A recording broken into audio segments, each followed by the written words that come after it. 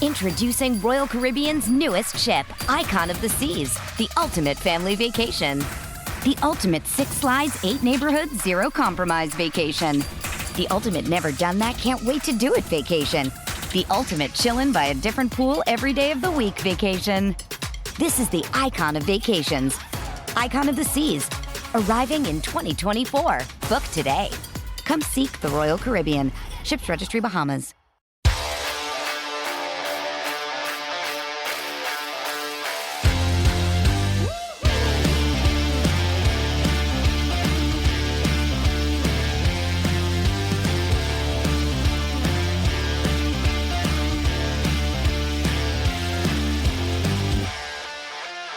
Welcome into Missing the Point. My name is Joe Malkin. I'm with Rayshawn Buchanan this evening, and of course, we, as always, have our executive. Well, not as always. It's been less and less lately, but Craig, we'll talk about that when we're not recording. Our EP, Craig D'Alessandro. Happy Valentine's Day, guys. Valentine's Day was this week. Hope you celebrated it, whether you're single or married or not. Who knows? Whatever, or you didn't, and that's fine too, because it was just a Monday and it's a corporate holiday that's just capitalism. So anyway, if you don't know what else happened this week, is the Super Bowl 56. It's the championship game of the National Football League here in the United States of America. I know we have a lot of listeners from Ireland and Jamaica, of all places, so you want to make sure they know what the Super Bowl is. I'll stop mansplaining. But Ray, what a game. It was a fun night. It's really interesting and I'll share my feelings on it as we get into it. But it was really a spectacle and it was a lot of fun to watch. It had a weird air around the game this year. I don't know why it felt that way. But we can get into that. But the playoffs leading up to the Super Bowl were absolutely outstanding. You had the Patriots get blown out by the Bills. You had the 49ers beat out the Packers. You had, you had kind of, I don't want to call them the dark horse, but you had the Cinderella story in the Cincinnati Bengals. And then you have, 36-year-old Sean McVay and his, I don't want to call them a band of misfit toys, but when you really look at that roster, they kind of were a band of misfit toys. They were pieces put together from other places to attempt to win a Super Bowl, and they did just that. But, leading up to the game, it was a very different era as well. The Bengals didn't arrive in LA on Monday or Tuesday of the week before the Super Bowl, and they didn't have their normal media availability stuff due to the COVID protocols and everything else.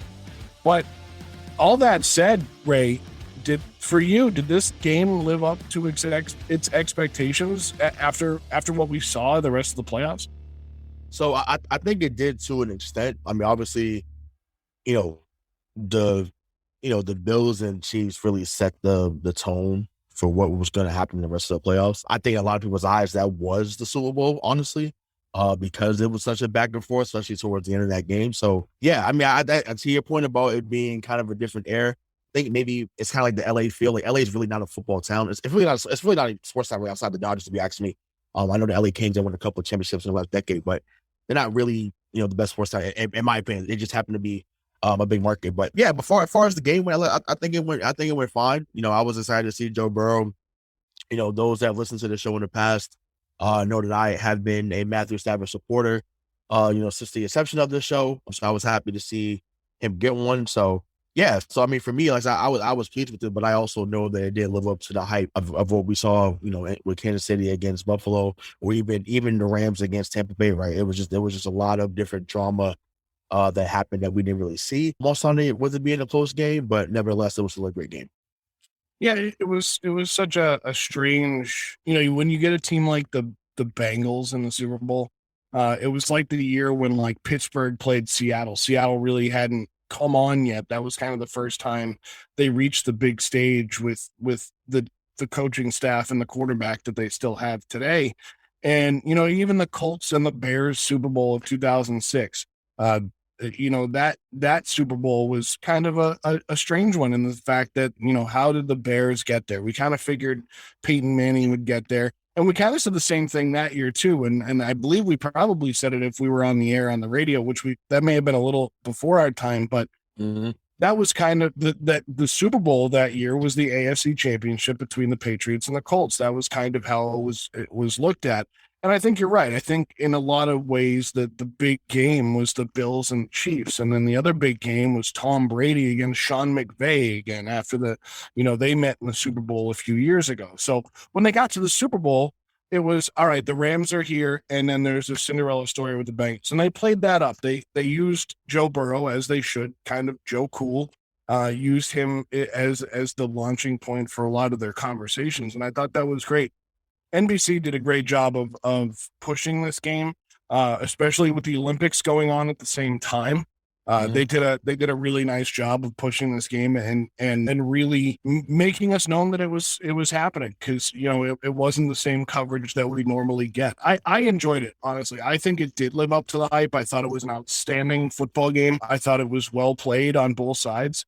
You got exactly what you expected from Matt Stafford. You got almost what you expected from Joe Burrow. We don't really know what we're going to get from Joe Burrow, right? Like, this year was essentially his rookie year, because he got hurt last season. But I had Zach Taylor out the door last year on this podcast. I had him as on the hot seat, and for him to now have coached in a Super Bowl, I think it's amazing. And I think that what he has done with that team, what his coaching staff has done from what we hear out of the NFL in Cincinnati, is that they're an underappreciated team even by the owners. They don't have the same facilities. They're the only team in the league. I might be mistaken, but I know that they're, if not the only, one of very few teams in the league that don't have an indoor facility.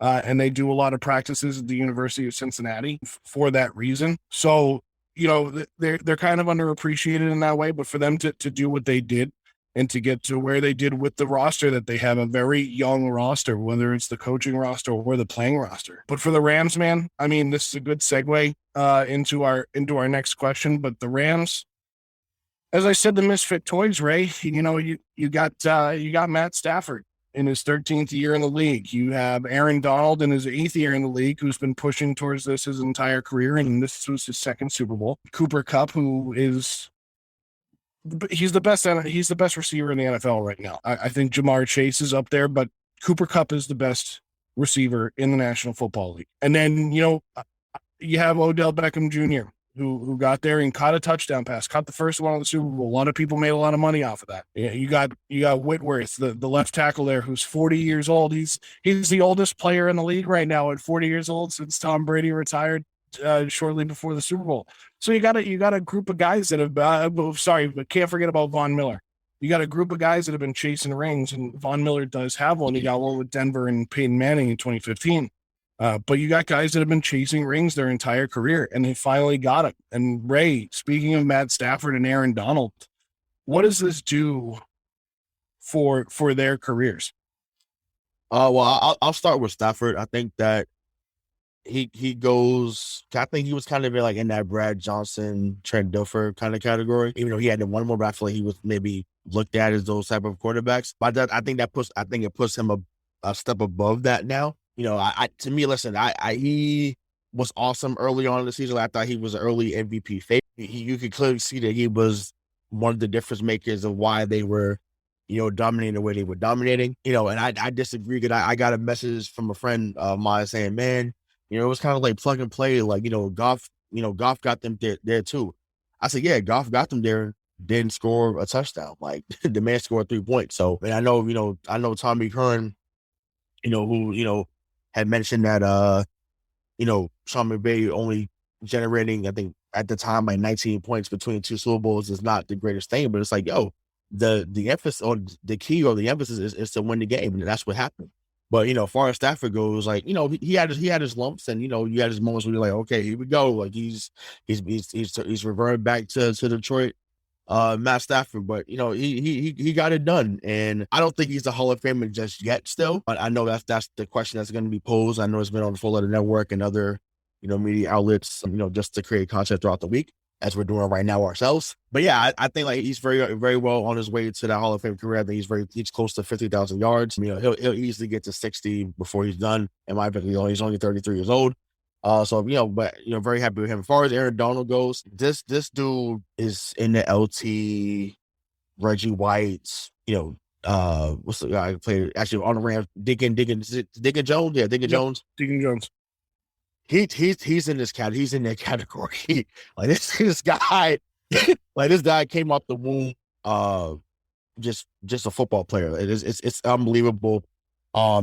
He's top 5 defensive, like period. Regardless of era, regardless of position, like it's just I've never seen someone dominate. The man, like you say, he's been in the league for 8 years. The man has been all pro, not a Pro Bowler, all pro for 7 years in a row. And all pro, not someone who went to the All-Star game, which is cool, but that's to me the Pro Bowl is the biggest joke of all, especially when now you're playing touch football. Man, you can get out there and get a couple of passes, with Craig, me and Craig protecting y'all.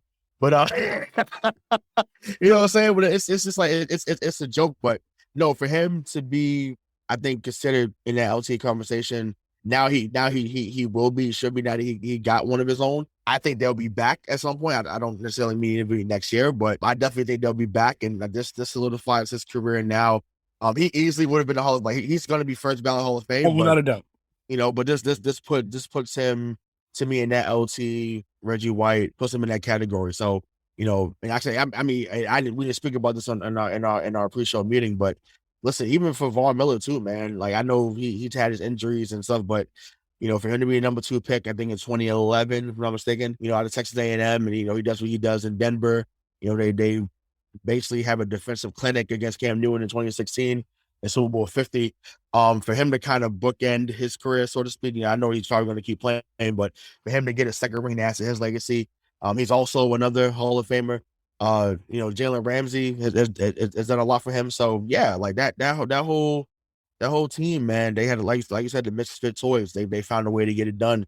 Came from other places. Von Miller should be tweeting today. I woke up 4-4, woke up 7-1. I woke up today a world champion. So that's what you should say. And I'm happy for them. Hope to meet them next year. if the competitor in me, I'm happy. I'm happy for them now. But I would love to be wearing a number 10 jersey. Watching your videos from the Super Bowl in Arizona next year. Yeah, right. I would love Arizona next year. That'd be great. I'd probably drag my wife with me since she's from there. Yeah, well, on Arizona, exactly. I mean, what's really interesting is that we grew up at the tail end of Reggie White's career. And we saw a lot of these defensive linemen. None of us are old enough to have seen LT play. I don't think so. I don't think he played into the 90s. No, just Craig. Yeah, just Craig. Yeah, right. Oh, no, actually, Bobby. Oh, right. Well, like we didn't get to really see these guys play, but you hear the lore. And that's what's so interesting about hearing the lore of these guys. And I think what really helped those guys' careers is that social media wasn't around. And I'm not saying that they weren't good. I don't want to give out that impression. But social media wasn't around. You couldn't follow these guys' every move, this, that, and the other thing. But, one thing we like to do on this show especially is look at what a guy's character is off the field. And as far as I'm concerned, Aaron Donald is a model citizen, and he's an absolute animal on the football field. And if it weren't for Cooper Kupp catching that second touchdown pass, Aaron Donald's the MVP of that Super Bowl. He is the defensive MVP of that Super Bowl. And I don't know what that would mean to him, or if that means anything. He got a ring, that's great. But that guy, when that team needed him most, he put the team on his back and made 2 huge plays at the end of that football game to secure a win for them. And he did it all game long. He was just a presence. And, some people will say, well, the Bengals offensive line is bad. And it doesn't matter. They're NFL players. They're getting paid NFL salaries. That's on the coaching staff and the general manager. If that line in front of your second-year quarterback who had a knee injury last year isn't good enough, like that's a problem to me. Joe Burrow was the most sacked player in the NFL this year, and he made it to a Super Bowl, first one in the Super Bowl era. So, I mean, that's pretty wild. On the Matt Stafford stuff, I vehemently disagree. It's the second time I've heard that opinion this week, that he's in the same level as Dilfer and Johnson. And the reason why I disagree with that is because even though he played 12 years in Detroit and it didn't go well, he played 12 years in Detroit and still put up numbers. Like his name came up in MVP conversations before. Like you know what I mean? Like Trent Dilfer and Brad Johnson, their names never came up in those conversations. They won championships because of the teams built around them. When you think of some of the greatest defenses of all time in the NFL, sure, you think of the Purple People Eaters, you think of the '86 Giants, you think of the 2015 Denver Broncos, the Denvers, Craig. Almost screwed that one up. Right. You think of the 2000 Ravens, you think of the 2001 Buccaneers. Like, those are the teams that you think of. So that's what those teams had going for them. Now, did Matt Stafford have a great defense around him? Absolutely. Right. But look at his numbers on the season. Granted, he had 17 interceptions. He's the first quarterback to lead the league. First quarterback since Eli Manning in 2007 to lead the league in interceptions and go to a Super Bowl and win. And that's a pretty impressive stat. And a lot of that goes to the team that he had around him. That was around him. And they created, and as much as I cannot stand Stan Kroenke, he allowed his general manager and his head coach to go out and build a team. And that's what they did. And Matt Stafford may not have been the key piece. And I think that's why we can look at it and say, maybe Jared Goff could have won with this roster, because he almost won with the last roster that they got there with against the Patriots. But I think if Matt Stafford's the quarterback of that Rams team against the Patriots a few years ago, that game might have gone a different way. Yep. It's funny. It's almost like we've done a show together before, because you're in my head. I was, yeah. Thank God it was Jared Goff back there that threw a pick to Stephon Gilmore, and not that he couldn't have picked off Matthew Stafford, but sure. Also Cooper Kupp didn't play in that game either. I forgot about that tidbit. So yeah. Woo. Thank you, football gods. Even though we all know they shouldn't have been there because there was a pass interference. But that's a whole other conversation for today. But right. Yeah, maybe that was just karma at that moment. But yeah. I mean, also too, I see another tweet that I thought was relevant to this conversation. Man, Dante Scarnecchia deserves. He put him in Hall of Fame right now.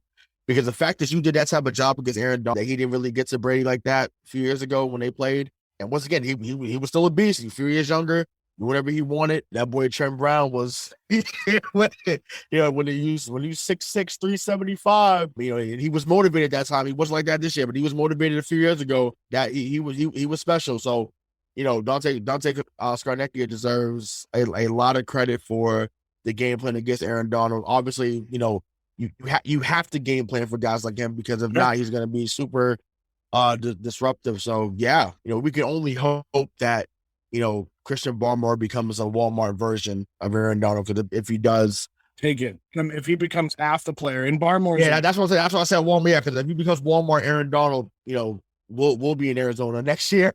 I firmly believe that. I think he had a hell of a rookie year. Or, we can draft maybe Donald. He just played the national championship game, Jordan Davis. Please. I listen, I want, everyone knows I want John Mechie. I have made that proclamation several times on the show. If we can get Jordan Davis in the middle of this lineup and get some faster linebackers and another corner, I like our chances for next year. But yeah, like I said, needless to say, we're back to the Super Bowl, but yeah, like I said, those guys were phenomenal. So, we can move on.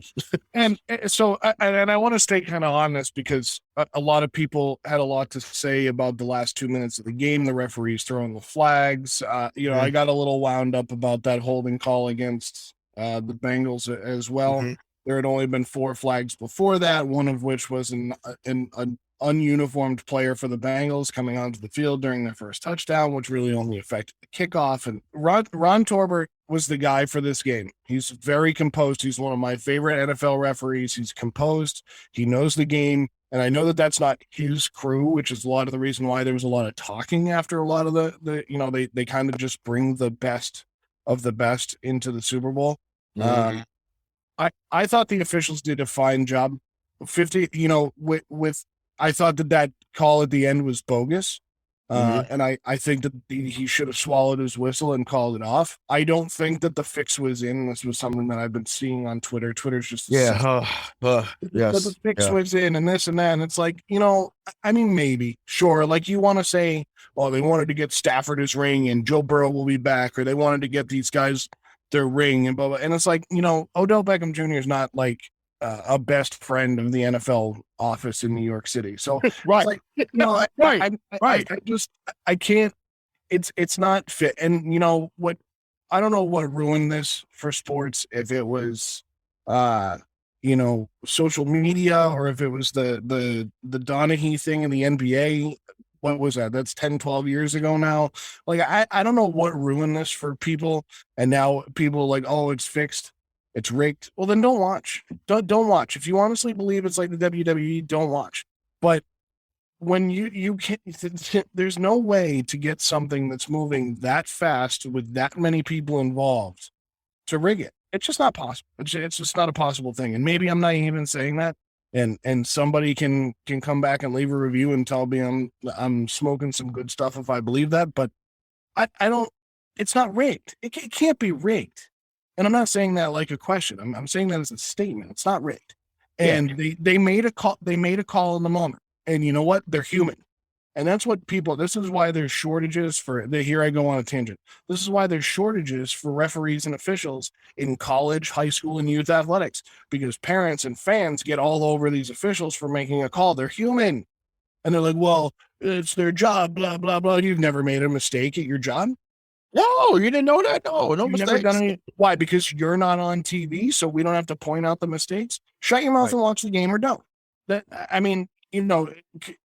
It's just don't do it. We want our kids, and we want our kids to play sports, and we want our family to play sports and be a part of this. And we love watching sports on TV. And then we hear of people going on the field and starting fights, and referees in the NFL, the NBA, getting death threats. And it's like, guys, they're human. They're going to make a call. They're going to make a mistake. And sometimes it might affect the outcome of the game. But just like the ball going through Bill Buckner's legs in 1986 World Series against the New York Mets, it wasn't the deciding game. It wasn't the deciding play. Stop them on the next one. Stop them. You want the Bengals to win? Stop them on the next play. And they didn't, and they couldn't. And the Rams took advantage of a mistake by the officials.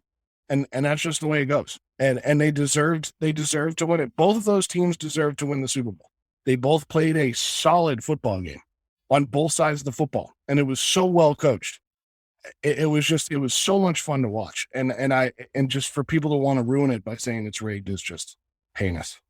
Yeah, no, I give, like I said, I want to clap too hard on the mic, but that was, I give a golf clap, like we're on the 18th hole of the Masters, like that. That was, yeah, cause I don't have much to add to that, but I echo every, freaking sentiment, man. Like it's crazy. I got so many texts after that Chiefs Bills games, like, man, like how do you go from, you gotta go back and forth and then you just score all those points and that much time. It's like, yo, these teams are really good, bro. Like Gabe Davis was out here having what I call a mixtape session. Boys was out here spinning around like it was a laundry cycle. It was out of control. That man did whatever he wanted. So it happens. These guys are professionals. Professional athlete. They're world-class athletes. Yeah, he's perfecting his craft. Imagine that. But yeah, I listen to your point about whether it was Tim Donaghy. It definitely was. It was Donaghy. Is a mix of social media. Also, too, stop gambling. Stop gambling. You're mad because you had a plus 2,200 off a $50 bet. Okay, I feel you. But at the end of the day, you just lost $50. Okay, all right, cool. Hey, like you lost 5,000, 10,000 now. I'd have been crying too. If I lost 10 racks, I'd say, hey, you know what the fix was saying? Damn it, this is a problem. I get you. But yeah, like you said, to your point, yo, don't watch, bro. Don't watch. Don't make all these statements about how this is. It's just like it makes no sense to me. Now with this certain things like obvious, sure. Was that a face mask against Jalen Ramsey? Absolutely. Yeah. Did Jalen Ramsey get torched the whole game? Absolutely. So no, people been, Jalen, no. Was it a makeup call? Maybe it could have been. It could have been. It could have been that because I think they noticed. Well, damn, we did miss one. I hated it was at that time of the game. You know, Well, they're going to go back and they're going to watch this as a crew and as referees. Mm-hmm. They are evaluated. It's not like these guys just do the games and then it's never heard of again. People watch these, they evaluate, they look at what the crews do. Who was the crew earlier in the playoffs that it was basically said they weren't going to get to do another playoff game because of their poor performance? I think it was the Raiders Bengals game. Yeah, I think it was. Yeah. And that's just the way it is. And that's what they do. They go back and look. So they're going to look at the Super Bowl and say, hey, maybe we missed one here. Maybe we missed one there. And it's a learning experience for these people. It's just like these athletes making mistakes and not executing on plays, man. It just happens. And yeah, they're going to score points in that short amount of time. Those are two of the best offenses in the NFL and that the NFL's ever seen. It's just the way sports go. But you're right about the betting thing, and I'm glad you brought that up, because if you're not betting on the game, you don't care as much. And if you're pissed that you lost $10,000, well, it's not the official's fault. It's not Cooper Kupp's fault. It's not the linebacker from the Bengals' fault. It's your fault for putting $10,000 down on the game. Don't blame other people for your shortcomings. Right. I don't go to the casino with $10,000 and then lose it all and come home and like that's all my money. Like not whether it is or it isn't. That's not the point. It's just the $10,000. But yeah, I mean, I'd be divorced in 2 seconds. Like stop spending all your money on this crap. I mean, listen, I'm a big proponent of legalized gambling, legalized marijuana. Love it. Let's do it. Good way. You want to get more money, more tax money, more revenue. Great. But let's start putting it where it's supposed to go. That's a different podcast. But at the same time, like if you want it, you got to be responsible. And so many times I'm watching games or fantasy football with people and they're like, what the hell, what WTF? And he couldn't do this. And they took him off the field. And it's like, yeah, because they don't care about your fantasy team. They're just out doing their job, man. Like I've gone on this rant so many times about these people. It's their profession. It's their job. No, I don't know, but it's their job. It's their livelihood. It's what they do for work. It is work. It's work. When I come home from work, I don't sit there and think, this was another thing that somebody brought up, and I saw this video on TikTok of this guy, and he clipped Joe Burrow was out at a bar and Kid Cudi was performing, and he was up on stage with Kid Cudi, and this guy's, you just lost the Super Bowl. He doesn't give a shit that he just lost the Super Bowl. I'm sorry I have to say it that way. I mean, he cares. He cares that he just lost the Super Bowl. That's a big deal to him. But what is he supposed to do? Go sit in his hotel room and sulk all night? I don't come home and sit on the couch and think about all the mistakes I made all day. I don't think about my triumphs and sit there and like, get over it, man. It's these guys at work. Just let them live their lives. You watch them, and then when it's done, get over it. That's the way I feel. But let's keep talking about the Super Bowl. So, right. I love it. This is good. Fired up. I love it. This is great. Next year, the NFL is going to look very different. We're going to have no Tom Brady for the first time since the 2001 season. We're going to have no Ben Roethlisberger for the first time since the 2005. Yeah, 2004. Yep. Mm-hmm. Yeah. Was he part of that man thing? Oh yeah, he was. He was part of that. Yeah.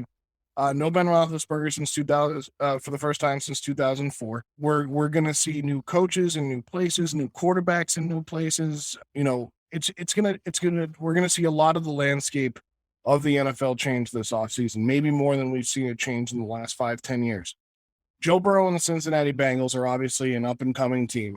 Craig, you just cockeyed. Why? Because I'm saying the landscape is going to look different than the last 5 years. Why? Because Tom Brady left the New England Patriots 2 years ago. You think that was the entire landscape? There's more to the NFL than just Tom Brady. I'm all fine. I was looking at Mac Jones's girlfriend feeding him cookies. Oh, they're adorable, by the way. They are adorable. They are adorable.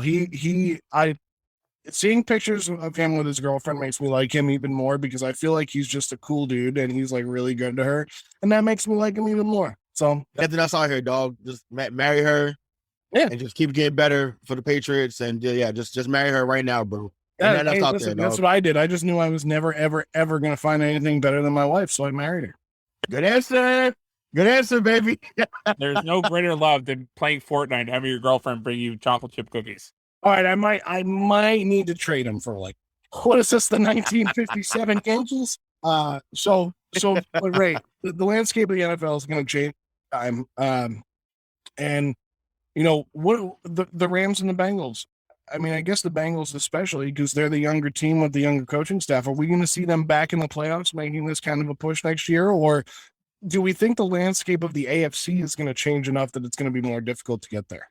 So I think it'll still be more difficult. Like they'll make the playoffs. I think that Burrow's confidence is through the roof, regardless of what goes down. Obviously, like I say, he's mad that he lost the Super Bowl. Chase is upset. Boyd, Higgins, Uzoma, they're all mad that they lost. Obviously, so I'm sure they'll be driven all off season by this loss and how close they were and what plays they could have made and how they played as a unit when it mattered most. So yeah, they'll be around. I think that, the AFC North is always going to be competitive as long as Mike Tomlin's coaching Pittsburgh, regardless of what you feel about his coaching philosophies. Like the boys, they just find a way to win games. Never had a record below 500. Right, exactly. I still think Lamar is still a problem when he's on, and like I said, I'll keep saying this so I'm blue in the face. The man got hurt and they didn't win another game the rest of the year, just saying. So whether you thought Tyler Huntley was better or not, and he was really good, but Lamar's Lamar. He was fun to watch. Yeah, man, for sure. He definitely was fun to watch, but he ain't number 8. He's not a new era. He's not him. Yeah, they'll be around, but yeah, as far as the landscape goes, I mean, listen, you still got you got Mahomes, you got Herbert, you got Josh Allen. I do think Mac will be in that category eventually. I really do. It's just a matter of I don't know how his progression is going to look in year 2. I think he's going to be a lot better. But he's still a tier below those guys right now, and that's okay. But he's definitely coming. I think he's in the best situation, to get to that, to get into that next level. But yeah, I don't know. I mean, there's been people that thought that Joe will be right back next year, and I'm just like, well, there was a guy that came out of the University of Pittsburgh in 1983, which is another famous quarterback draft. Was him in Elway. Makes the Super Bowl in his second year, throwing 48 touchdowns. Throwing all over the parking lot. And, they lose to San Francisco, this guy named Joe Montana, and he never touched the Super Bowl again. It's not a foregone conclusion to get back there. What we witnessed in 20 years is an anomaly. And I got to give credit to my guy, Ricky, for that line. He said earlier, like, that it is an anomaly what we saw in New England for 20 years. Not getting there 8, 9, 10 times. Half his career, the man was in the Super Bowl. So every other year, you damn near there. Like, that's not normal, ladies and gentlemen. It's not normal. I want you to know that. You'd be lucky to get to 2 or 3. You know what I'm saying? Like I said, Mahomes already been to 2. Sorry, Craig, but that's just facts. Obviously, Peyton Manning went to 4. Went to 4. No. Yeah, he went to 4. Yeah, 1, 2, lost 2. Yeah, so so it's just like it's hard to get there, but unless you're at that elite level, a lot of things have to break right for you to get to that level. So, but as far as landscape goes, I just think that the AFC is going to be tough for years to come, and if things don't break right for you a certain year, that's what it is. Like, just got to see who's the cream of the crop. In the words of Randy Savage. So who's the cream of the crop, and we got to see who's going to come out top dog when it matters most. But yeah, I'm excited. Like I said, the next decade is going to be super fun. And it's always going to be someone that you didn't envision being in that conversation that comes out of nowhere. And, so I'm excited to see if that happens in the AFC, if it happens in, the NFC, because obviously, you got Dak, you got Kyler, so who else up that NFC is going to emerge as, another quarterback that's going to be really good. So we'll see. But either way, football's in good hands. Even if legends are leaving, the NFL creates a new star every year. Hell, they create a new star every week, just about. So they'll be in good hands for years to come, thankfully. Yeah, I think that the biggest thing that the Bengals have going for them is the fact that next year, I think the Ravens are going to be a little pissed off about their season this year. I think they're going to come back with a vengeance. I think they're really going to push for that NFC North title. The Browns are not moving in the right direction again. And the Steelers, while I agree with you about Mike Tomlin, they're now in a rebuild. They are automatically in a rebuild. They do not have the next guy behind Ben. They're going to have to draft or trade, which I think that's a great opportunity for Pittsburgh to go out and get a guy. I mean, there's a guy right now in Indianapolis that apparently they're either going to trade or cut in Carson Wentz. I mean, we could see Carson Wentz go to Pittsburgh. We could see Russell Wilson go to Pittsburgh. We could, I mean, I'm high on Wentz. I think Wentz is better than people give him credit for.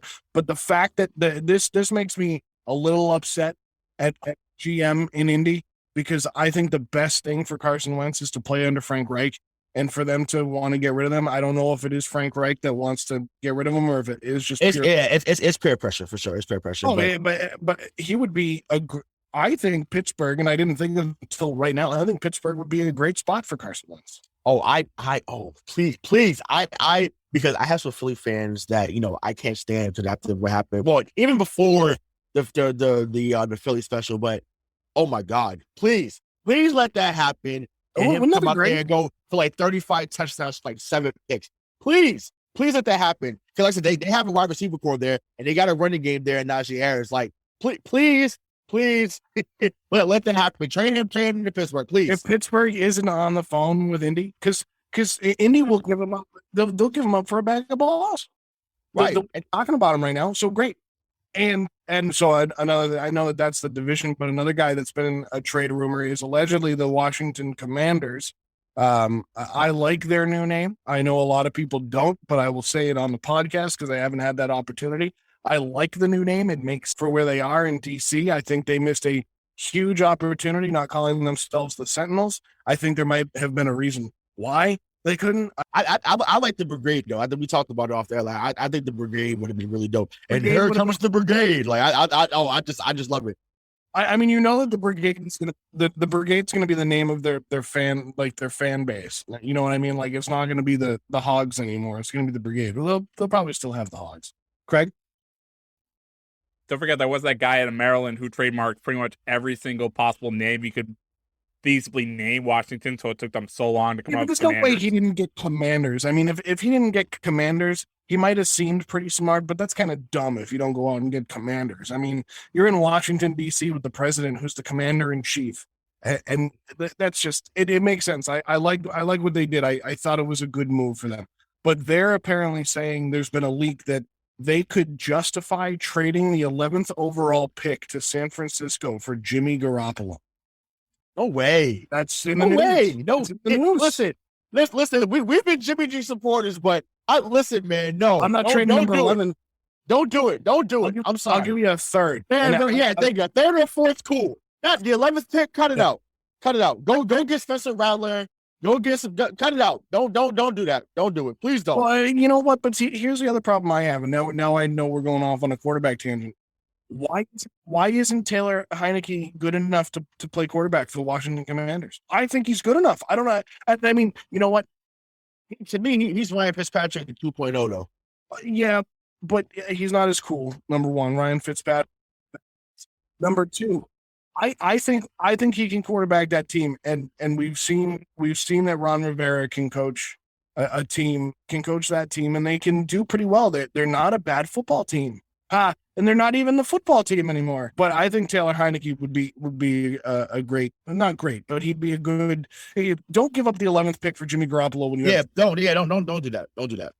Once again, third through fifth. Give him a day 3 pick for that guy. Don't cut it out. Yeah, that's disrespectful. Dan Schneider already needs to be pushed off of a short pier. But anyway, so I agree with you on Joe Burrow. I don't think they get back next year. I want to wait to see if he's Dan Marino 2.0 instead of Joe Cool 3.0. Like, let's wait and see. There is a good possibility that the Bengals ruin him. There's a good possibility, but I mean, next year I think Herbert is actually Marino, not Burrow. I think that's Herbert. I think Herbert could be Phillip Rivers 2.0, where he's just really good his entire career and then just doesn't ever get there. I think so Dan Fouts student. Dan Fouts. Yeah.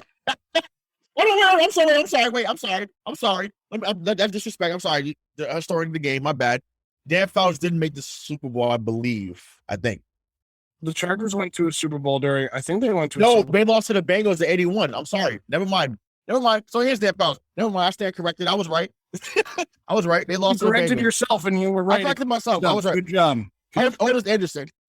Otis Anderson.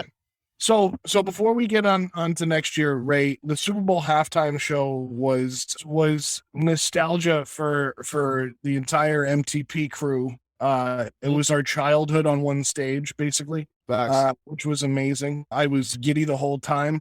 What did you how did you feel about the performance, and what did you think? So my that was, if not my favorite one, it's definitely in the top 2 or 3 for sure. I felt that we were cheated. I thought we should have gotten at least 25 minutes, but it felt like it was like 15, or maybe I think it was 15. So I'm like, it should have been a lot longer. I did not know that Dr. Dre could play the piano. I was like, he freaked that shit. I'm like, that shit was awesome. Kendrick Lamar was awesome. I didn't expect him to dance that much, but listen, his song "All Right" still gets played.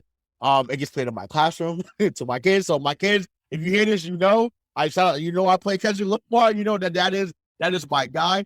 Love Mary J. Blige. I didn't love the "No More Drama" being played there, but maybe that was just her trying to send a message. And that's the case, then I'm with you, Mary. But as a fan of yours, Mary, I wanted to hear "Real Love." I wanted to hear "Just Fine." I wanted to hear "I Can Love You." There's a whole bunch of stuff I could hear from Mary, and I was like, I was ready for that, and I didn't get. But the best thing of the day is that 50 Cent has turned into $1.50. And listen, I can fat shame because I'm 350 pounds myself, so it's okay. It's whatever. It was unbelievable how much he grew. Hey, I know 50. Your pockets grew too, big dog. I know. I feel you. The pockets got fatter, and so did you. That was amazing. Wasn't he broke like 5 years ago? Yeah, and then shout out to Power. Power changed his life. The man got 3 top shows on TV right now, I think, full. I think it started with him when he did that boxing movie of Jake Gyllenhaal a couple of years ago. Yeah, exactly. So, listen, he got around Floyd, and I'm pretty sure that, regardless of what you think of Floyd outside the ring, the man's a marketing genius. So, he definitely learned from Floyd about how to remarket yourself and rebrand yourself. And that's what he did. The man has been nothing. He's been nothing but money, literally and figuratively, since 2015, 2016. So more power to him. But yeah, I loved it. I felt like Eminem's part was too short, but it had the most impact. Agreed. Yeah, right. Facts. And I'm glad that you highlighted that on that TikTok. Because when it happened, and I'm talking about the kneeling, I was like, all right, he's taking a knee, whatever. I didn't realize till afterwards the NFL was like, don't do it. Don't you do it. And he was like, I'm doing it. Yeah, okay, guys, I'm not getting paid for this, so shove it. Even if he was, listen, Eminem is one of the most influential artists we've had ever. Well, three of those guys on there are 3 of the most influential.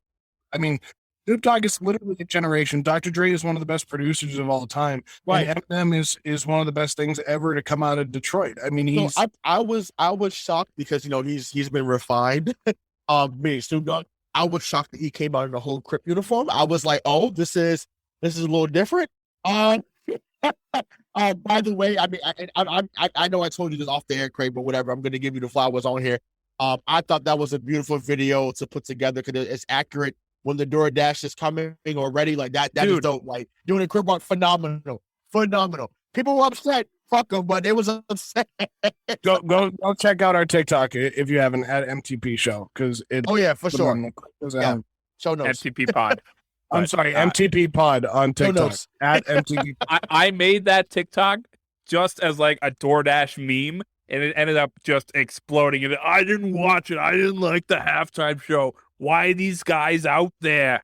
I was like, what are you doing? This is a DoorDash or Grubhub, just like a meme. What are you doing? No, that's what I'm saying. But that's social media for you, right? And once again, it gets the people going, Craig. So keep doing it, brother. It's cool. Keep making the controversial. And you know what? Cool. If you don't like it, don't freaking watch it. But people keep doing it. People love the Jackson Mahomes video. People love the Ben Roethlisberger video. So keep it coming. I don't do these things like planned out. I kind of do.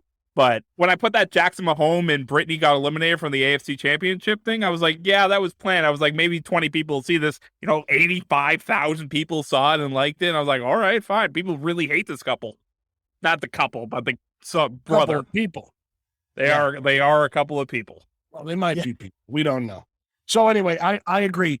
I agree wholeheartedly on the halftime show. I thought it was outstanding. I still agree with kind of the consensus that Prince was still the best.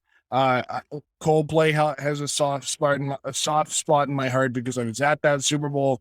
But this was just it was really cool because Prince was before our time. Coldplay was kind of during our time. Like they were a 90s thing, but we were kind of a little too young. Then they kind of stayed relevant. They kind of still are. But these guys, this group of artists have been relevant for a very long time. And they changed the game in a lot of ways. Eminem, without a doubt, changed the game of hip hop in so many ways, mostly for the better. They're all great artists, and they are the music that we grew up on. It's what we used to listen to on the way to school, and then as we got older, on the way to the bar. And it's just, it was cool to see. And How many times have we gone to the bar where you just belted out regulators? Oh, all the time. I was hoping they bring Warren G out because Nate Dogg, R.I.P. Okay. So I'm glad that you acknowledged that. Listen.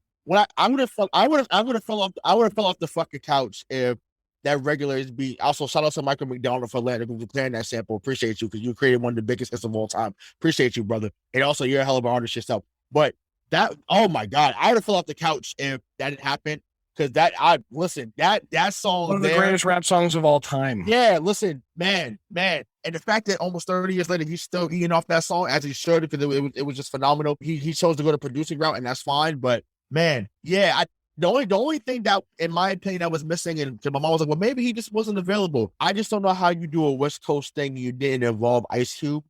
Like, I don't know. And I understand that, you had a lot only got a certain amount of time. I know. That's the musical person to me. I was just like, man, like, can you imagine, like, in LA about to win the Super Bowl? Yay. Today was a good day. Like that would have been crazy.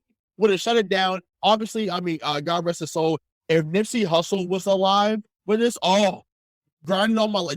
Yeah, there's so much. I could do another 20 minutes on this alone, but it would have been crazy. There's so many ways they could have went, but either way, they produced it phenomenally. It's gonna be hard to top whatever they do. Like next year, I know it's gonna be in Arizona, so I don't know what they're gonna do out there. But yeah, they have.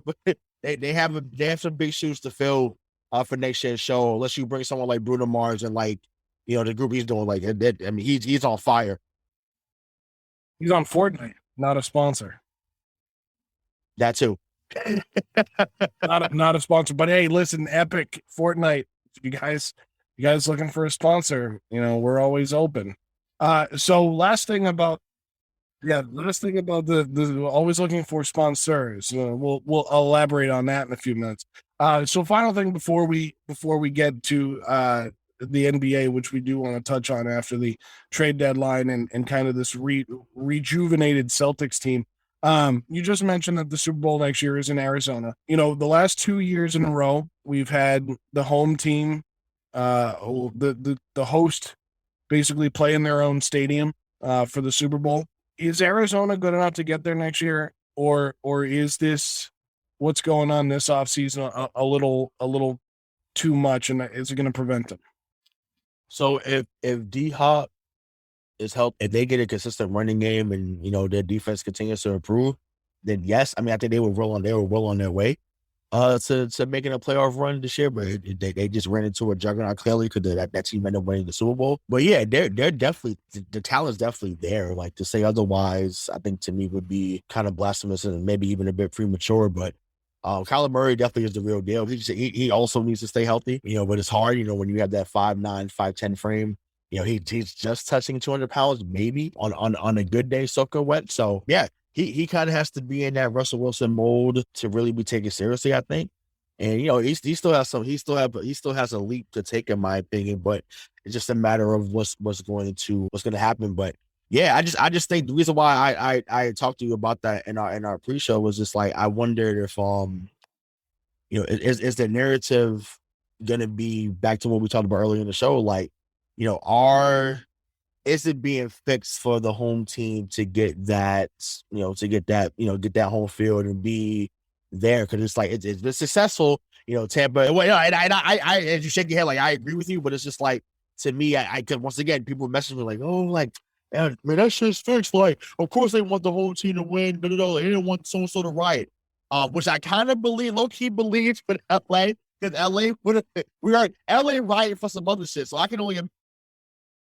Well, what is LA rioted for, Ray? What have they ever rioted for? Yeah. You know what I'm saying? Just saying. So I kind of get that. I can see where it would have went left had LA, they got blown out. Listen, stuff would have been on fire. Yeah, that's a whole nother, once again, another podcast, right?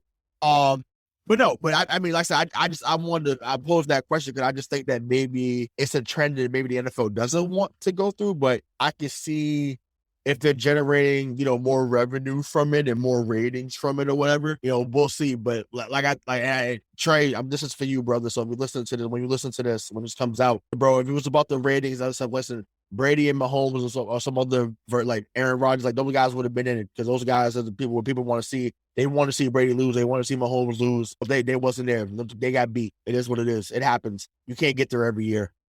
And you're gonna, you either you're gonna be the hero or you play long enough. You play long enough to become the villain. Like it's just that simple. That's just what it is. But as I went off on a tangent, I'll come back to what you said. Yeah, in short order, yes, Arizona's good enough, but they just have to be healthy to get there. Before we get to the NBA and the Celtics, the rejuvenated Celtics, we do have a message from our shiny, brand new, just out of the box sponsor, Skillest. And to tell you more about that, our sponsor, Skillest, here's Craig. This episode of Missing the Point is being brought to you by Skillest. Getting golf lessons can be a pain, but it doesn't have to be anymore. Download Skillest, the app that connects you to the best professional golf coaches from around the world. No more driving to your local range to get an overpriced lesson from some random coach. Skillest lets you pick your coach, record your swing, and get detailed analysis, all from your cell phone. Want a lesson from Steph Curry's coach? Or how about Cameron Smith? You can get them all on Skillest. Plus, through this exclusive offer, get 20% off your first lesson with the promo code MTP at checkout. That's MTP at checkout for 20% off your first lesson. Download Skillest and cut strokes off your golf game before the spring. And that sounds amazing because if I ever hit the links again, I haven't golfed in so long. Did you used to be a golfer? No, you did it for fun. Did it for fun. Yeah, I did it for fun. I like to. I've seen pictures of you hitting golf balls out in the ocean. Yeah, I golfed twice in my life. When I was 9 and 10 years old, she was like a big sister to me. Her name was Melissa. She would take me and my best friend Jojo to the Franklin Park golf course. Oh yeah. And we would hit. I was awful. I'm hitting things into, I'm yelling 4 way after the fact. She's like, no, you gotta say it as it's in the air. I'm like, oh, I have no idea what's going on. So yeah, it was fun then. I wish I had took it seriously because the fact that I can go around a single golf club and go around the world and travel and just get money for placing. I should have said so. I'm sorry, Melissa. I should have listened to you when I was younger, but I wouldn't have been here with MTP. So it all worked out, baby. It all worked out. And either way, it comes back full circle because now I said, we're on with Skillers, baby. So, and I'm going to get my golf swing ready. You heard? And Craig, you can cut this part out if you want. But Ray, way to perpetuate that stereotype. Go ahead, Craig. Yeah. You know what? I can't even top that. Yeah, no. Keep it in. Keep it in. I'm keeping that in. Oh God. Anyway, Ray, I'm about to get. Speaking of rioting, I'm about to get in a lot of trouble. So hey, the NBA trade deadline just passed. A lot of movement. We maybe thought there was going to be. I think there was a couple of trades that were a little surprising to me. 2 of which were McCollum and Halliburton getting traded. I think the Celtics made a few big moves. So let's talk about that. But what was the most surprising deal to you? No, you said it, man. That Indiana Sacramento trade. Sabonis is a bona fide stud, and you can't see stats. I had to throw that in there, Craig. You know where that's from. But I couldn't believe when I saw that alert. I said, is Kevin Pritchard drunk? Like, what is going on? Like, why would you Sabonis and Turner? You picked Miles Turner over Sabonis, but whatever. Sacramento also. What are you also drunk? Tyrese Halliburton wanted to be a part of the turnaround in Sacramento. No one's coming up there unless you're going to get a winery. Like that, there's nothing up there. in Sacramento. Like, what are we doing? Once again, if you listen to the show out there, we thank you. Keep listening. But there's nothing out there besides Winery and the once again, I'm dating myself by saying this because it's no longer called the Arco Arena. I think it's called Golden One. But I'm like, there's something else out there besides that. So Halliburton has been a baller. I actually wanted them to draft. I wanted the Celtics to draft him at 14, but he ended up getting picked at 12 by Sacramento. We ended up getting Neesmith at 14. But Halliburton has been awesome. But CJ going to the release, like I agree with you. I think that was also a shocker. Like, I knew he was going to get dealt. I just didn't think it was going to be a New Orleans, especially if the uncertainty of Zion. Like, he hasn't been playing. He hasn't played. It just seems like he'd rather be on Bourbon Street than be in the Smoothie Center, which I totally understand. As someone who's been out there a couple of times, I totally understand Zion. The crawfish is delicious. So I was surprised by that for sure. But we got to get into that Brooklyn Philly trade. Obviously, that was a trade of the day. Well, go right ahead. Yeah, we're getting into that. Yeah, so I mean, James Harden going to Philly. Like I said, as we're recording this, his new team is getting demolished by 40. With our Boston Celtics. So that's always beautiful to see. Like I said earlier, dev taxes and us beating Philly is just something that we do. So those are things you can count on. I do think that this is one of the rare situations where both teams won. I know on paper people are thinking that it was basically it was a finesse. Like, Daryl Morey got finesse. Obviously, when you get 3 starters, so when you get Simmons, Seth Curry, and R.J. Drummond. Drummond's kind of been passed around like a collection plate at church the last few years, and it's been kind of rough. But he can still get you a double when needed. He's good. He's good insurance. Behind that collection plate always gets though money. Right. Yeah, yeah. He gets it. He gets his bread. That's for damn sure. He may get traded by February, but he's gonna get his money. So definitely think that he's gonna do well there behind Claxton and LaMarcus Aldridge. But I personally think Simmons is going to be phenomenal in Brooklyn, and I'm in the minority there. That's fine. I'll die on the hill. When you have the third option, and I get it. I know that Kyrie's only available for some of the games. I get that. But when you don't have to be worried about scoring and you're just passing off to guys that want to shoot, because we know Kyrie does not want to pass. The man wants to shoot because he can shoot the lights out. And we all know the talent that Kevin Durant is. So they should be foaming at the mouths with this addition and looking to get out there. I just think that's awesome. And then, when you get someone like that can space the floor, like Seth Curry, him and Patty Mills out there should be a nightmare. Now, they're going to get cooked defensively, those two, because they are not much bigger than you and I, Joe, height-wise. So that they're going to be it's going to be open. It's going to be hunting season out there defensively. They're going to get killed in a lot of pick and roll, but it's going to be hard to keep up with them offensively on most nights when they're healthy. And then they got better defensively because Simmons, regardless of what you think he is offensively, the man is all that defensively and more. So I think it's a win-win, but I'm excited to see how it unfolds for both sides. I think it's a great trade for James Harden. I think Brooklyn is going to be more of the same because I think Ben Simmons is a baby Kyrie, and I think he's going to continue to do what he did in Philly and that's not play and bitch and moan and not want to get on the court because he's not getting his way.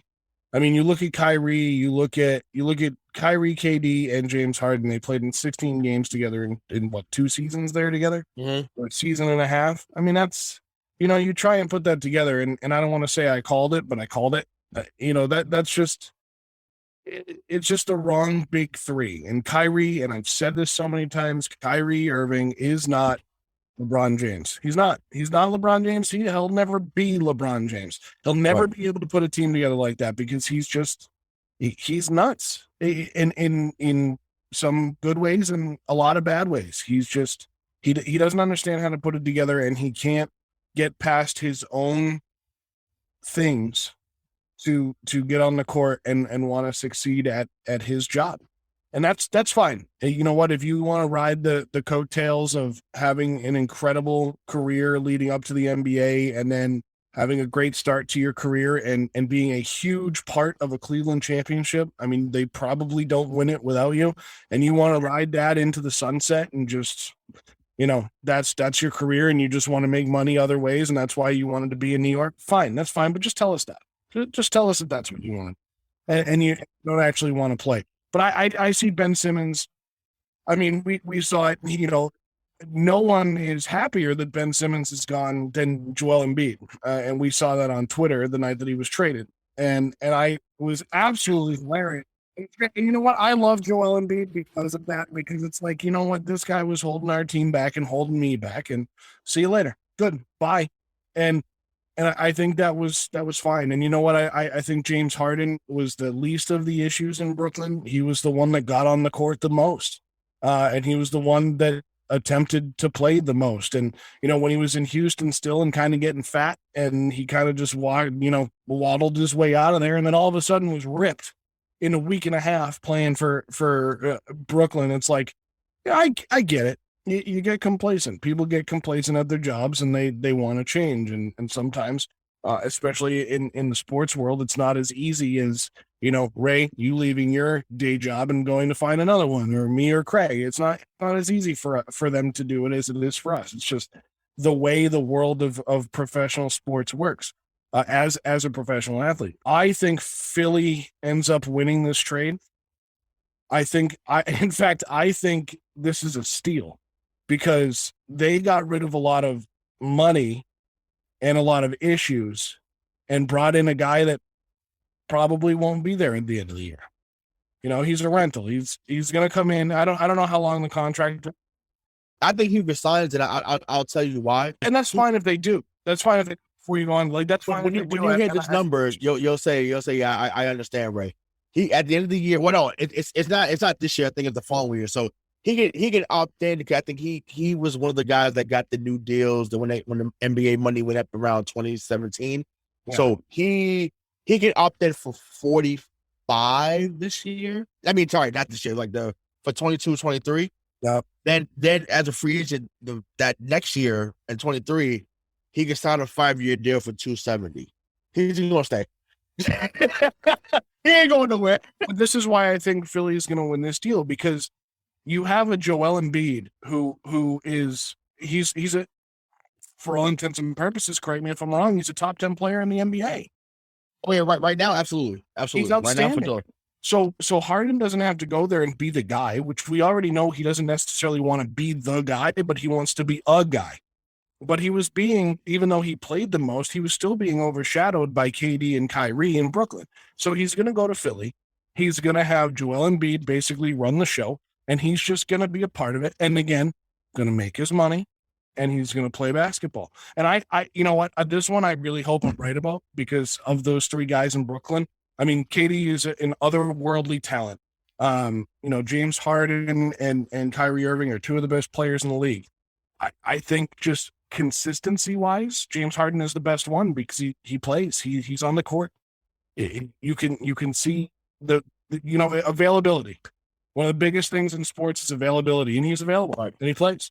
So I think that's why they won this trade. On to another big team. Speaking of LeBron James, LeBron basically came out and said this isn't the Lakers' year. It's the first time in his career I think we've ever heard him say this. He's been in the league since 2003, and he has said it's not our year, basically. LA didn't make any moves, and Anthony Davis might be a problem. So why, first of all, let's start with LA not making any moves. Why did they Danny Ainge this trade deadline? That's a good way to dub it. Yeah, that's exactly what happened, right? I just think they didn't have much to move. They hyped up Taylor Horton-Tucker like he was the second coming of Michael Cooper or James Worthy, we're just some Laker greats.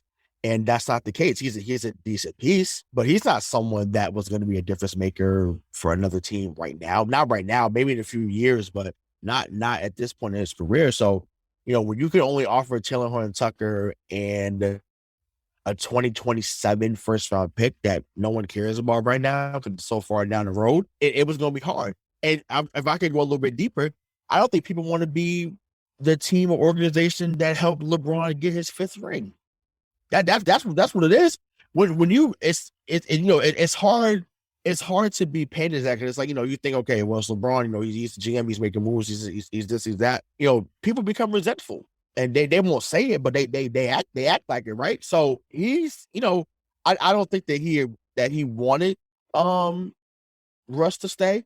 I know that that's what he eventually, he initially wanted, was for him to come to LA, but that it clearly has not been the fit that they envisioned, and that's okay. Like, we find that it just happens, but because Russ makes so much money, I just think it was going to be hard to move him. And to me, although I don't like John Wall, I think John Wall would have been a better fit right now.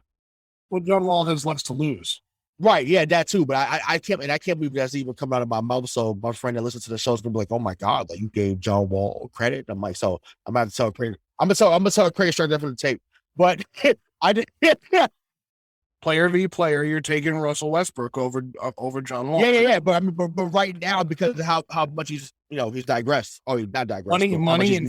Money and fit with the team. I think John Wall was the better. Look, this is kind of the quote unquote big three where LeBron has failed. Him, Russ, and AD. I mean, this is one where it's failed, and that's fine. It's not going to hit every time. You can't have who is the guy that I loved from Cleveland, the bold center there. Ilgauskas? No, Ilgauskas? Yeah, it's Adrunas Ilgauskas. Not everybody can be Adrunas Ilgauskas. They're just sometimes not a good fit. And I just wanted to drop his name. But yeah, I just don't think he was an all-star. Yeah, he was. I just don't think it's a good fit. I agree with him. And you know what? It may be crazy, but sometimes it's like when I said I thought that OBJ was going to blow up the Rams locker room. OBJ just got a ring because everything was perfect and all the things around him were perfect and they were winning and things were going his way and he was getting paid. And it's like, yep, of course he's going to shut his mouth and go play because everything's going the way it should. So I think if things were a little bit different, and it may not have, but I was wrong in this vacuum. And I think that it's kind of the same thing here. It's that a guy like John Wall would have been a better fit because he makes less money. He's got less to lose. And he probably wants a ring. Yeah, I'm not saying Westbrook doesn't, but so Westbrook wants it too badly, and that sounds weird. His career started in OKC, absolutely. Yeah, it sounds like but it's like, but same thing we talk about with Harden. Like, how many great teammates can you get though? Like, and this is for Russ. So Russ, you had PG, Harden, KD. Now you were Braun, AD. Like, how many teammates can you get? You had James twice. You know what I'm saying? Personally, and I think I said this on the show. I wanted Russ to get traded for Kyrie so badly. I said this is the way it has to end. It has to end with Kyrie would never play with LeBron again. Right, no, no, I know, but I'm saying, but I just, I mean, whatever they do after the trade, fine, whatever, that's on them. But I just wanted, it was going to be the perfect ending. Russ, Harden, KD get the ring together. They should have gotten 10 years ago, and it was going to be, and then you can rob it'd have been perfect, in my opinion, but it just didn't work out. It didn't work out that way. But speaking of something that's working, we could do a segue. The Boston Celtics made a couple of trades on Thursday as well.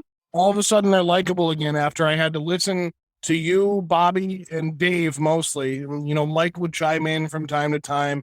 Craig and I would kind of throw in our little memes and jokes because it was funny that they were kind of failing miserably. And then, well, y'all was laughing at us. That's okay. Yeah, wait, we're all laughing at you guys. And now they make these trades, and it's like, they're fun again. And it's like, all right, Captain Consistency. Like, let's give it a little bit of time. You know what? Yeah. I said this to you in the pre-show. What Brad Stevens has done at this trade deadline is exactly what we asked Danny to do at other trade deadlines. And it wasn't to go out and build a championship team. It was to go out and build a team of guys that want to be there and want to play the game. I mean, do you think, and I'll put this to this question because I think this is an interesting point of view, but do you think Brad bringing back Daniel Tice is a slap in the face to Danny Ainge? It could be. I don't think that lets me know that he never wanted Tice to leave. There's a lot of guys that he's bringing back. I mean, Horford. He brought back Horford. Like, we're overlooking these things that, like, mm-hmm. Danny got rid of guys, and we talked about this power struggle before this whole thing switched up in the front office and with Ime. But we look at this team and it's like this is what we wanted. This is what Brad wanted. Was there really that much of a power struggle that Trader Danny was just going out and trading these guys away to spite Brad Stevens? So now Brad has to bring back Al Horford and Daniel Tice. I think Brad values team camaraderie over anything else. I think what happened is, Danny Ainge, his era, because he played with Bird, he played with McHale, with Parrish, he played with Charles Barkley as well, right? Played with Clyde Drexler and Buck Williams and Terry Porter. Like, he played with so many great players that he's like, look, fuck the 8th, 9th, 10th, and 11th guy. If I can get these stars to play how they're supposed to play and get stars to come in on the team and just play and we just demolish everybody. But he was a part of so many 60-win teams.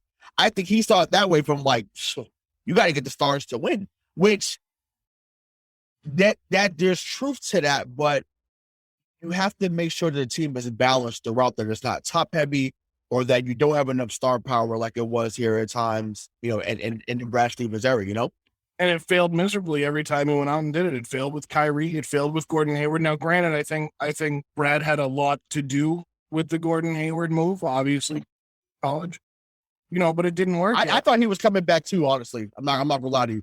I thought he was coming back. He might. I mean, maybe that was something.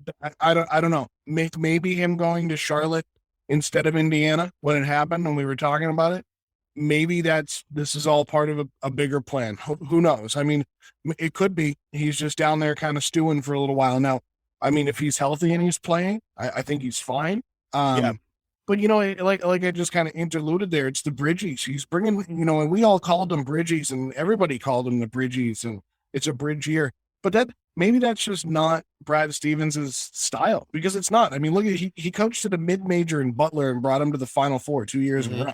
Right. I mean, this guy is no slouch. And I think at first we all thought, and granted, we're halfway through his first season as an executive with an NBA team. So right. I don't want to go jumping off the deep end here, but I think we've already misjudged Brad Stevens' front office prowess. I think he has some, and he's now, granted, he's just putting his team back together that he had when he was coaching here, but I think clearly he can coach this type of a team.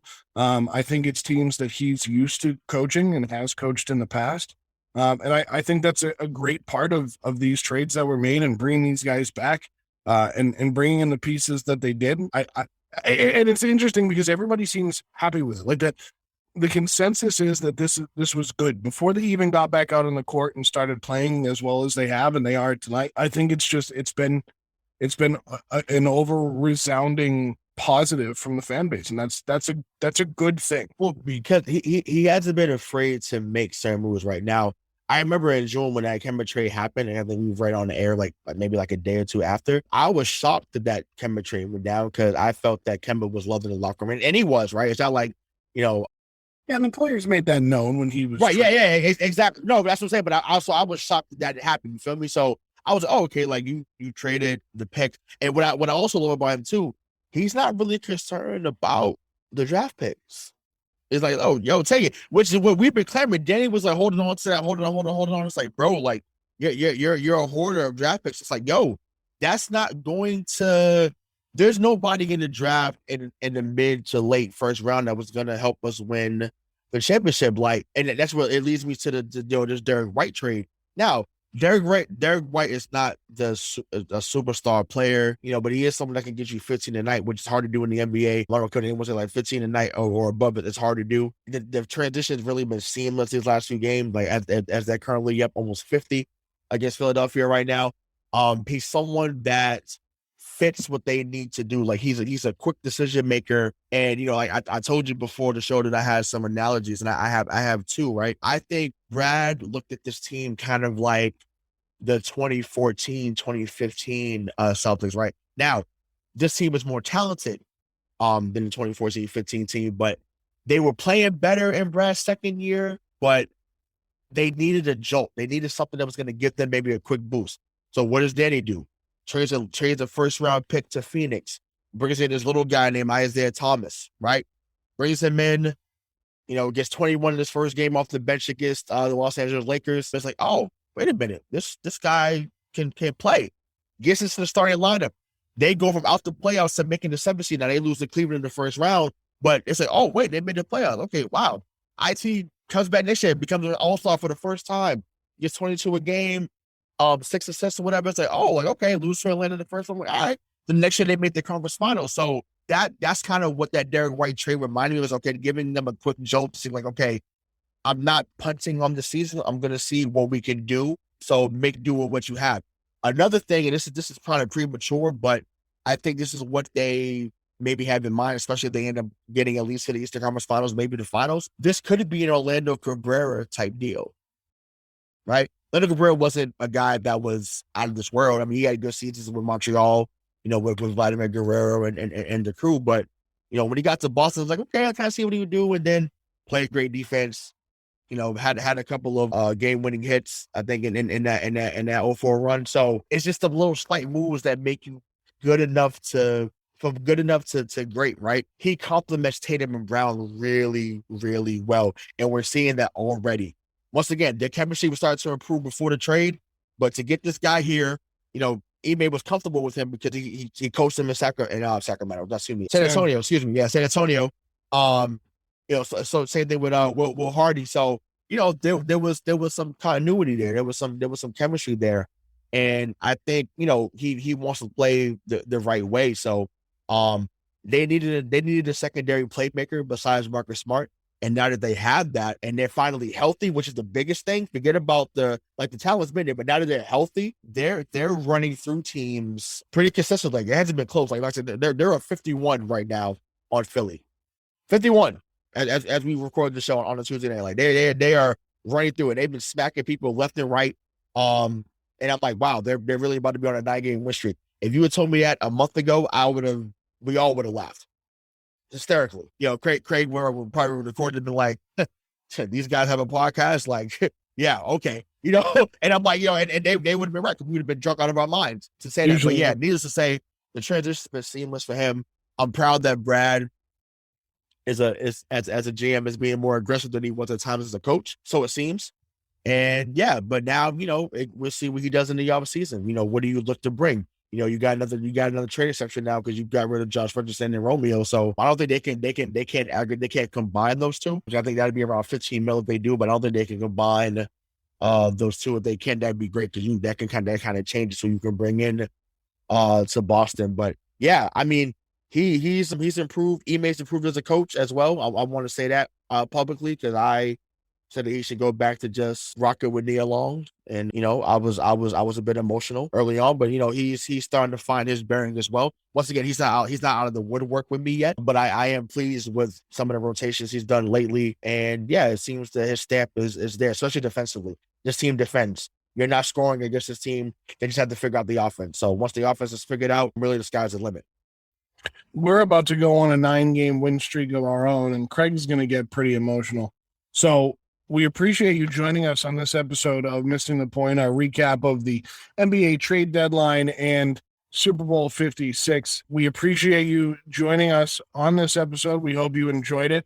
Skillest is our new shiny sponsor. So if you like what you heard from Craig there in the middle of the show, go give them a shout, give them a follow on Twitter as well. They've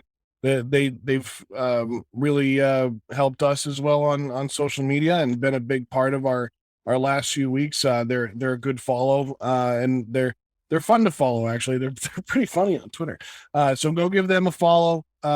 Use the code at checkout with Skillest.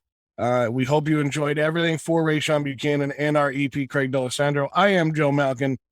We'll talk to you next week.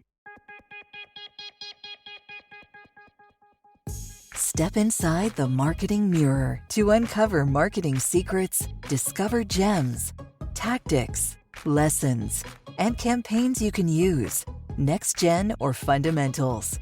Grab the marketing magic to improve your marketing and win more business.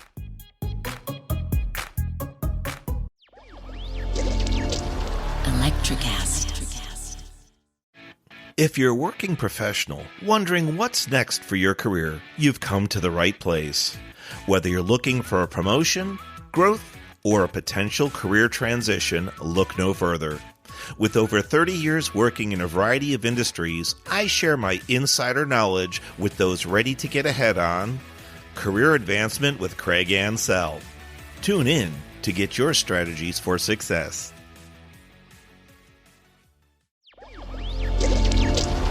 Electric